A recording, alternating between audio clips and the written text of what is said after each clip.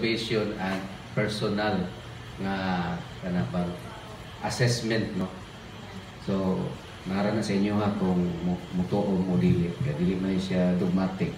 Personal ko lang ning understanding. Sa kalibutan, dili gid mawala ning gira ba? Naagid pirmi, no? Kada 100 years naagid gira. Bisan pag dito sa lain-lain organisasyon, na ay mga gitawag og gira, natin sarili pinusilay. Pero ka mga bangi ba, no? Naagid pirmi ba? Sa panimuyo, naapod. Di ka bisag asang kapita, basta doon na naganitigo more than one person, naagid ng trouble na anak ba? No? Naagid. So, para na ko, kung ato ta sa kasaysayan, kaya kita battle of standards, mao magunin naka-cause og bangi. Kay ang usa mag-set og standard, ang isa mag-set og standard, kung dili mag-abot, naagay diferensya. Substandard. Oo, mag substandard. Yang isa maingon ka nang imo mo substandard, gini ako mo. Wa gyud ta kay bawo ani kinsa na gusto. Mo na no? So way back sa history na ay standards nga namat-an sa kalibutan kaya before Christian era or Christianity came. Ang pinakakaraan nga nag-set up og standard nga mabasa nato sa history kining usa ka hari didto sa Mesopotamia, si King Hammurabi. Nakadungog na mo ani niya. Si King Hammurabi. Mauni ang gawas lang sa Biblia ha, gawas sa Biblia. Mauni ang hari nga pinakaunang naghimo og balaod nga gikodify. Gisulat ba? No?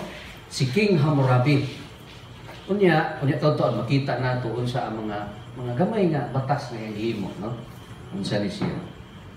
So, as far as the history is concerned, I would suggest na tanawin ninyo sa Google po kana si King Hammurabi. Ug unsa ang impluwensya niya sa kalibutan bahin sa balaod. Siya ang usa sa naghimog balaod nga kung mamasangil kag tawo nga walay atraso kinabuhi ang bayad. Kaya gisamukan siya ng mga kanang hilig mo masangil dito. O mo na iyahang kuan. Saksig baka. Grabe kayo ang iyahang punishment sa iyahang rules. Kunya, naapoy laing standard kaning tunga, specifically sa Biblia, kining Mosaic Code. Pila ganitong balaod nga gawas na pulo ka sugo, bro? Pila ganito ka buok katong kang Moses? 100. Pila to? 613. 613. That is exclusive of the Ten Commandments, no? Oh, napasiguro yo gani patingali maapil ana ba, no? So sa gitawag og Hebrew people, si Moses nag-set og standards. At ang atong mga liho tanan pagtuo ibasi na to diri. No? Mo na nga kung ang usa ka standard dawaton sa tanan unya mo disagree ka, ikaw ang mamiligro sa penalty. No? Mo na ang pag-battle of standards. Nya gawas pa niining duha kani mga imperial rulers. Mga hari, naagi na sila ilang sarili nga mga balaod nga ipatuman sa ilang mga subject nga kung naakay violation, magdepende sa gravity of violation ang punishment. So, naiuban nga dili makaayon sa batas, sa himuon na nila bro, mo kamuangay sa pagtumala. Protesta na pa isa. Kudita. Mo na ang gihimo sa usa ka leader nga Israelita sa panahon ni King Solomon. Nga ang Kingdom of Israel was divided into two, the northern and the southern kingdom. Kay ning kudita o ning supak katong usa ka leader sa northern kingdom. Kalimot ko sa pangalan ato, no? So, ang nahitabo, ang gingharian ni Solomon nabahin sa duha o usa na lang ka probinsya ang nabilin sa iyaha, ang Kingdom of Judah. Muna kung dunay pag-disagree sa standards. No? Okay. Sa Wikipedia, si Hammurabi nag-exist ni adtong 19th century BC. 1810 backward to 1750. He was the 6th king of First Babylonian dynasty, an Amorite tribe. No? He was preceded by his father, Sin Mubalit, who abdicated due to failing health. During his reign, he conquered Elam and the city-states of Larsa, Eshnuna, and Mari. He ousted Daganwan, the king of Assyria, and forced his son Mut-Ashkur to pay tribute, bringing almost all Mesopotamia under Babylonian rule. So na ay mga gira-gira, ilog-ilog, baggahom, no? Nga nangahitabo bisan pa kaniadtong panahon ni Hammurabi. Kini mo ni ang gitawag og monumento, no, the king of the four corners of the world. Sa ila din panahon sa una nagtuo sila ang Babylonia, mauna ang conqueror sa tibuok kalibutan. King of the four corners of the world. Hammurabi depicted as receiving his royal insignia from Shamash. Hammurabi holds his hands over his mouth as a sign of prayer. Relief on the upper part of the stele. Hammurabi's code of law. So, muna. So, sa iyahang mga gamay nga biography, 42 years siya nga nagdumala, no? Unya, sa Babylon siya nagkao. Okay? Hammurabi is best known for having issued the Code of Hammurabi, which he claimed to have received from Shamash, a Babylonian god of justice. Nadawat daw na niya. Mura pong si Moses. Nadawat siya sa stone tablets. No? Unlike earlier Sumerian law codes, such as the Code of Or-Nan, which has focused on compensating the victim of crime, the law of Hammurabi was one of the first law codes to place greater emphasis on physical punishment of the perpetrator. So ang batas niya nakapokus sa punishment ba? Kaya aron makontrol ang tao nga nagpabadlong. Di ka mosunodan ni na nagyoy klaro nga kuan. Dami usay maghimo tag balaod. Ayaw paghimo ani. Ayaw pero walay punishment. Kini iya ibutangan gid niya og klaro nga resulta sa imong violation. It prescribes specific penalties for its crime and is among the first codes to establish the presumption of innocence. Dili pod siya basta lang hukom. Tagaan juga higayon nga mo explain, mo depensa sa imong pagka-inosente. Di pod pwede nga kung nalay mo sulti nga ikaw may kriminal, diretso na lang. Although its penalties are extremely harsh by modern standards, no? Sa atong panahon karon ang iyahang batas penalty harsh kaayo kung ibase nato sa atong panahon karon. They were intended to limit what a wrong person was permitted to do in retribution. The Code of Hammurabi and the Law of Moses in the Torah contains numerous similarities. So kana ayaw pangawat, ayaw pangabit, na ako na dito sa kang Hammurabi. Mo bitaw na nga kini mga rationalist biblical scholars ilang palusuton nga si ang katong kanidaang tugon nga mga balaod dili gyud gikan kang Moses, gikan na dito sa Babylonia sa dihang naghimo silang captive daw dito. Unya sa dihang na captive sila dito sa kabalita unsay mga balaod mo na pagpanguli nila dito sa Israel kadtong mga balaod nga ilang nadungog maoy ilang gidala. Unya gihimuan nila og written na code.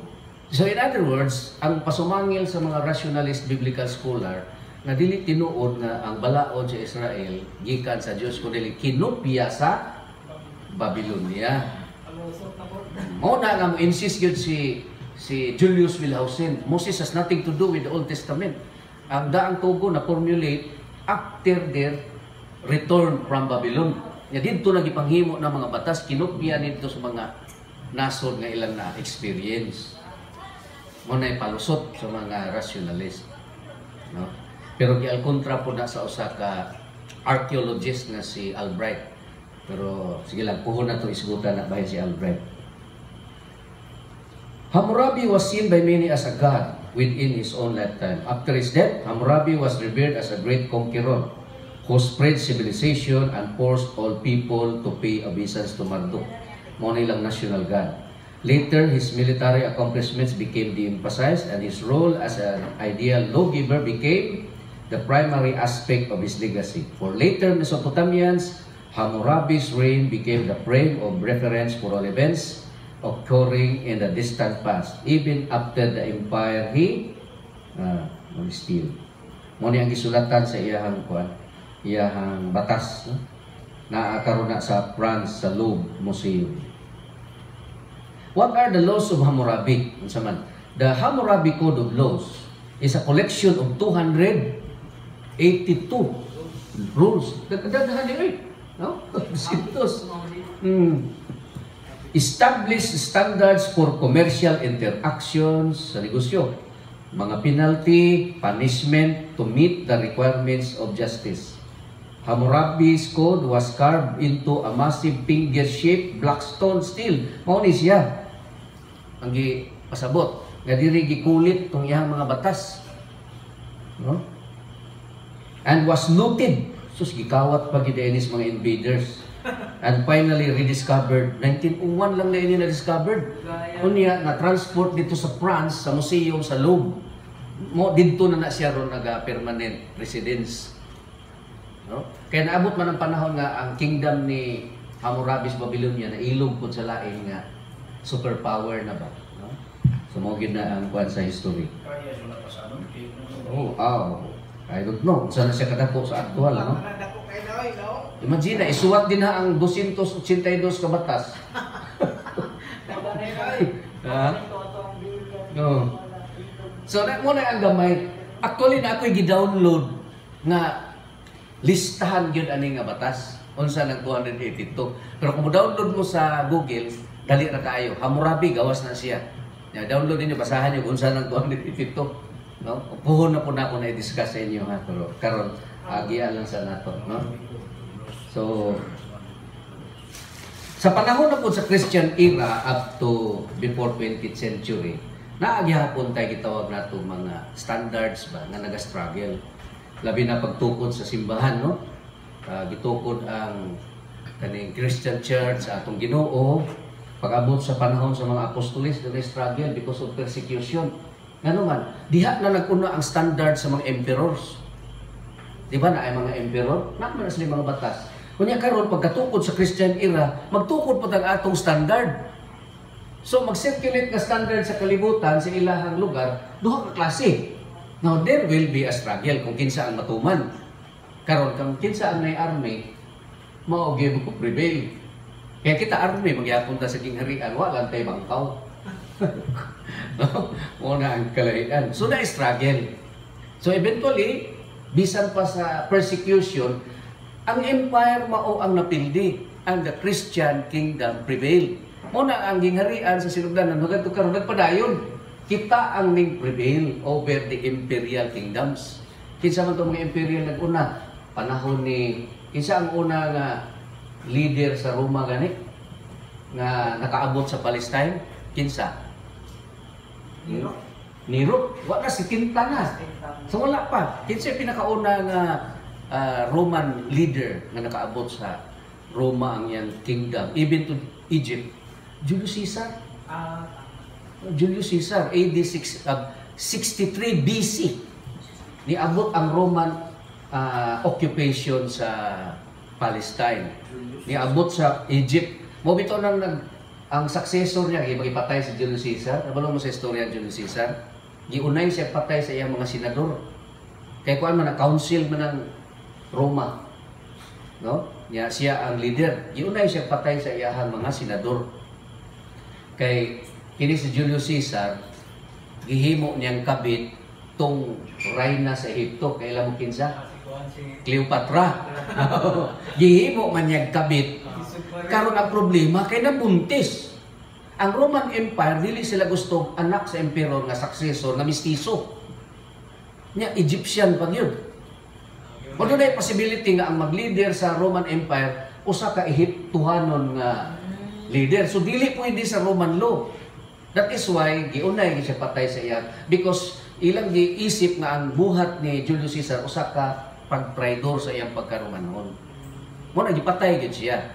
Pero ang kamatayon ni Julius Caesar dili na ending dito kay iyang right hand niya nga loyal nga general si kinsa man duha man ang nag-ilog si Caesar Augustus o si kalimot kong isa itong leader nga gibahin nila ang gingharian sa Roma, Caesar Augustus dito sa west, unya diri sa Egypt kato Mark Antony. Kailan Mark Antony? Dili itong artista ha. Si Mark Antony maoy ning handle sa empire diri sa Ehipto. Mo na nga nag-away ang mga puro Romano. So taas nga istorya na. But during that time ang Israel nahimo ng kabahin sa gingharian sa Roma. He was the first Roman leader nga ning-occupy sa Rome, Julius Caesar. Pero ang general nga mao gyud nag-adto dito si Pompey, General Pompey. Unya panahon sa atong Ginoo kinsa kay itong emperor nga napuli? Dili, panahon sa Ginoo 33 AD. Nero is 70. Katong panahon sa 33 AD. Crucifixion kinsa emperor. Gisgutan ko na diri, pero ako mismo nakalimot po. Kinsa to ha? Tiberius, Emperor Tiberius.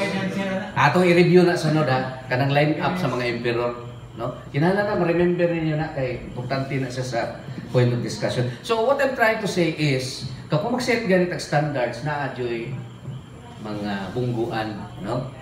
Whoever way is the more powerful will prevail.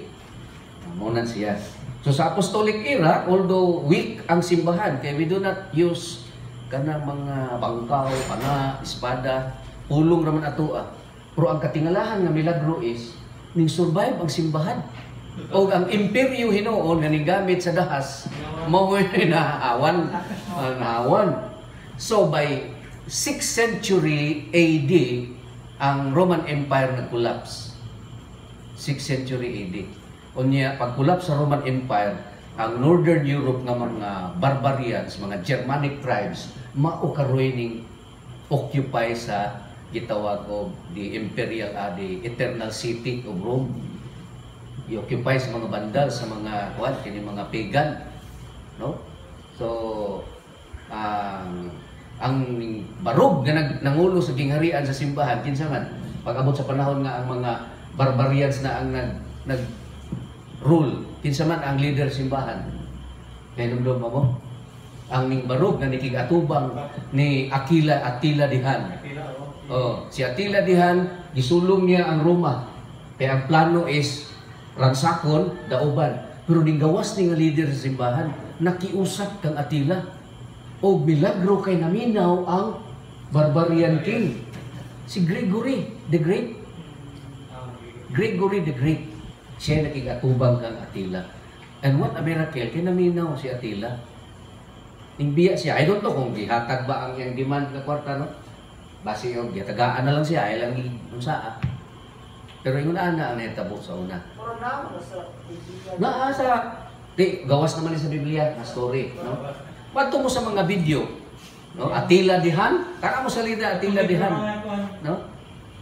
Katong libro ko magabay. Written history. Narito. So nindot po kayo ang istorya sa atong simbahan ba? Pag-abot sa fall of Roman Empire. Kaya ang imperyo sa dihang na Christianize sa panahon ni sa panahon ni na Christianize ang empire. Kan kinsang panahon ni emperor Constantine the Great. The church has the empire and the emperor is its primary protector. Protector ang imperyo sa simbahan. Karon kung ang imperyo wa na, the church has nothing left to protect them. So ang leader na simbahan nahimong bot, duha na ang iyang function, religious leader and a political leader na rin siya. Wala naman ang empire nga mo dipinsan niya kinsa mo may ang saligan. So mo na ang hisgot nga ang panahon ay panahon simbahan nga ang atong Santo Papa is not only a spiritual leader but himself also is a political leader. Pero diri na lang bago na sa mga 19th or 20th century nga ang political power sa Santo Papa na nabuwag na sa iya, no? Nabuwag na, na-separate na. Oh. Okay, so muna siya ang panghitabo sa kanang gitawag natong dunay Battle of Standards. Diri na po susulod sa atong simbahan sa mga church council. Ang ato kung naay mga depekto, problema, dili kay tinigbasay diretso, magkonsilyo usa. mag-meeting sa ng mga rangguhan sa atong simbahan, klaruhon na ito ning mga isyu nga wa ta magkasinabot. Unya, majority rules. No, majority. So diha palang pagsugod sa Nicaea 325, unsay giisgutan niya sa Nicaea 325? Unsa nga biggest issue? Ang ba ha? No. Pagka-Diyos ni Kristo. Oh, katong Arianism. So mo to'y dako nga problema at that time. Kaya ang mga Ariano possess the majority population of the membership in the church. Puro halos Ariano ang majority. Kita ang mga Trinitarian minor. O na kinahanglan magpatawag kung konsilyo aron magpasabot. Karon kay dili man mudawat si Arius ug iyang followers, napugos ang emperor og banish sa mga follower ni Arius. No, gigamitan gyud og puwersa kay di man gyud mo tuo. No? So, gikan sa Nicaea up to Vatican I. Tan-aw nimo nang history ani nga mga konsilyo, 20 ka konsilyo na puro na isyu nga ipanghisgutan diha. Importante, no? Sa sunod na itong session po, maybe on February, akong isgutan sa inyo ang nahitabo sa Vaticano I. Pababa ta, paatras. Dili ta magsugod sa Nicaea, kaya may idea naman mo anang Trinitarian Christology controversy. Arita sa Vatican I, muus-us ta kung naatay time. No? So, mo ni ang mga konsilyo na hitabo sa simbahan, just to clarify major issues regarding faith, no, sa atong pagtuo nga dapat sundon sa tanan. Ug ang tanan nga mga naisgutan diri nga issue nga periodan gipanday are considered dogmatic, meaning to say in the future it cannot be changed, it cannot be modified, pero pwedeng ma-enlarge, no, ma-elaborate siya, pero not necessarily nga imog yung irreversal. Hindi pwede. So muna siya ang kabahin sa kasaysayan sa simbahan. Pagabot sa Christian era, 20th century, pataas sa atong panahon karon, na kita nasunod na sa panahon sa era sa Vatican II. So kinahanglan po si CFD na kahibawtag unsa ang nahitabo sa Vatican I paatras o kita karon paabante. No? Para ma-appreciate nato ang hitabo sa atong kasaysayan sa simbahan kung naatay kahibaluan eh. So, ni ata sa era sa Vatican II Council starting 1965. Dako kay ni siya involvement labi na sa biblical history. No, sa biblical history, mga Bible translations nato, importante kay ni siya nga kabahin sa atong kasaysayan. No? Kung dili ka pamilyar ani, na ay panahon nga dili nimo dali matubag ang mga issue ba. So, unsa may development under Vatican II? Kaya gitawag na ecumenical principles. Nga gani kini nga mga development, wala kaayo ni maisguti sa kampo sa CFD. Kaya ang CFD natukod ta sa panahon sa Vatican I, 1936 to bro? 35. O 35. Una pa ta sa era sa Vatican I. Ang most of our interpretations in the doctrines, dogma, wala pa ani nga mga tinor, no? Pag-abot sa 1965, medyo na ay enlargement, modification, no, sa atong pagtuo. Tungod kay ang atong pagtuo, gi-open man nato sa tanan. No, gi-open nato. So naay adjustment sa mga terminology, no. Mo bitaw na last time no kana ko katumbahin sa the church is the Catholic Church or the church subsists in Catholic Church. Kana subsist wala na gamita sa prior sa Vatican II. Kanang subsist. Dili na lang na sa Vaticano II. Ang karaan yun, church is the Catholic Church yun. Muna nga kinahanglan, maka-discern po taon sa ang underlying background story nga nung ingon ana ang term used by the church specifically sa panahon sa Vatican II. Ecumenical principles. Recognition of other religion. Well, wala gid kaayo mingon simbahan nga kanang adherent true church po na. Wala po mingon. Pero parang murag ang gisulti sa simbahan in Vatican II, walay pusas nga gidala ang Espiritu Santo para mulihok siya sa ato lang sulod simbahan. It can also move. The Spirit can also move outside of the territories of the church. So, muna siya medyo expansion sa interpretation sa simbahan about ecclesiology. Mo na nga katong lecture of ecclesiology, kinahanglan mo tuon mo bahin ani Vaticano II katong Lumen Gentium. Lumen Gentium kay naay medyo kuan ba kana pang addition sa interpretation. I don't know kung unsa ta ka-agreeable ana inside, no? Pero that is what it is karong panahon na, no? So, we do not judge Judaism. Kani adto man gud ang Judaismo ang atong paglantaw ani. Wala gid mo, criminal. Di ba? Basahan niyo sa Biblia. Number 1 sila ay sad-an. Ang simbahan karon dili na gusto mabalik-balik ko ng hisgot. So ang gusto sa atong simbahan ron, kalimtan na lang itong nangagi, nya kung sa'y makita nga maayo sa ilang ipanghimo, mo na lang atong sabayan. No? Islam, ang decree sa Islam, kanang gitawag og Nostra Aetate, kinahanglan basahon po. Mabitaw na nangutana tong taga Santa Josepa. Kay, ang ila daing seminar dito, Phase 1 bro, og patragid in taon ka topic. So, dapat ipadayon pa nato sa ilaha ang Phase 1. Sige na mong istorya, naabot mi dito sa Vaticano II, nga kinahanglan bro, nga gawa sa doktrina, mutungtong putagtuon aning Vatican II, kay mao man ni ang kanang gitawag nato karon og game plan ba, sa simbahan, ni gilatag sa Vaticano II. Kung dili ka pamilya sa Vaticano II, maglisod ka, mo na ang mga pare, mo isnab sa CFD. Ayun ko sa una. Nisud mi sa GKK, kaya nag-input na ako ang pare, kaya naman misa. Yung tingala ang pare, kaya nanulod man yung mga big men, murag mga kay pamarong po ba? Kaya, saan mo? CFD mo rin. CFD din man. Sabi niyo kuhan, ingon sinong dudok, reasonable itong tigulan na mag-Bible study, magtuon mo niya, kuhan, apologetic style. Na ang pare ba? Apologetic style? Lahi, ang apologetics manggod, imo gina siyang sabton, kuhan man na kaayo, certainty na. Pero under Vatican II, parang dili kaayo na siya mode of operation ba? Kaya imo mang under Vatican II, dili man ka pwede moingon nga mali ang pikas. Magpamatuod ko nga mali ka, dili na siya mao. Lahi man, di ba, mo manato pamatuod anak ko nga ikaw. Dili na siya mao.